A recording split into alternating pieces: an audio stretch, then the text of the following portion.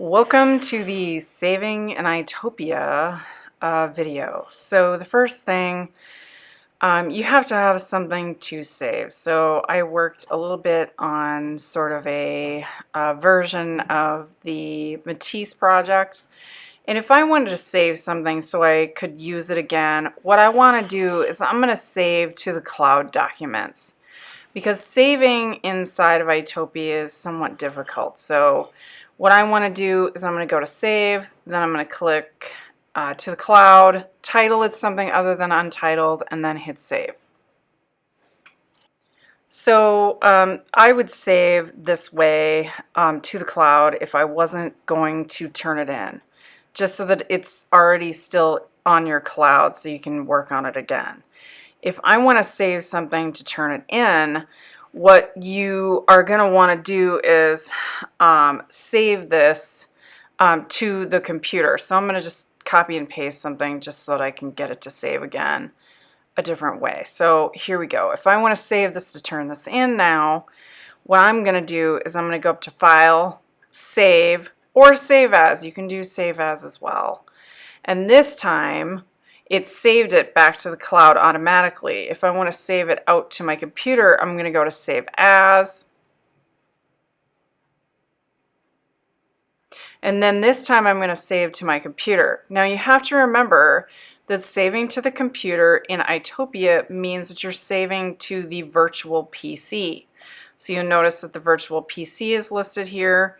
I probably want to save this to the desktop so that I can find it.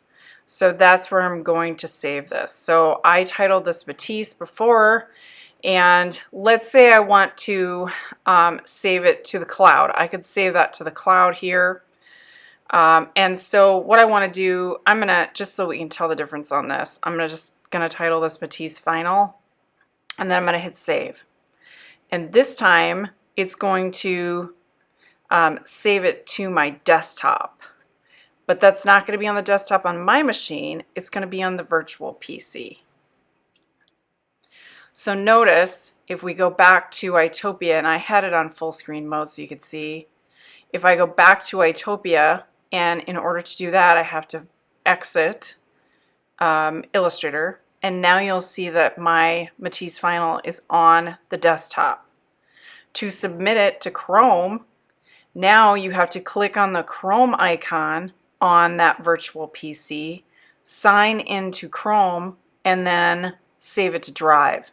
So this is kind of a long, drawn-out process on getting this stuff from the virtual PC to Drive. And the only way to do that is to go from Itopia, save to the desktop, and then save in Chrome. Now, once you have that file saved to the desktop and then saved to Chrome, you can delete it off of your desktop. If you don't delete it off the desktop, you're going to start to get something called scratch disk full, and we can't have that. So you'll need to delete any files periodically from your desktop. So notice now I'm signing into Chrome. It's made me do a couple of windows in here because I wasn't signed in. I'm going to sign in using my Chrome sign in, or my Google sign in.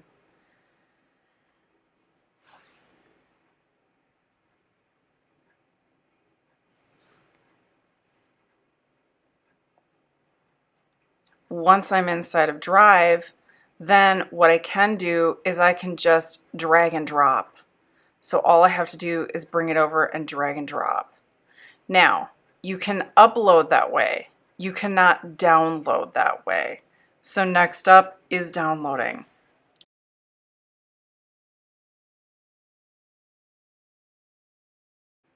To download an image from your drive to your desktop, you have to click on the image and then use the download key up at the top of Google Drive.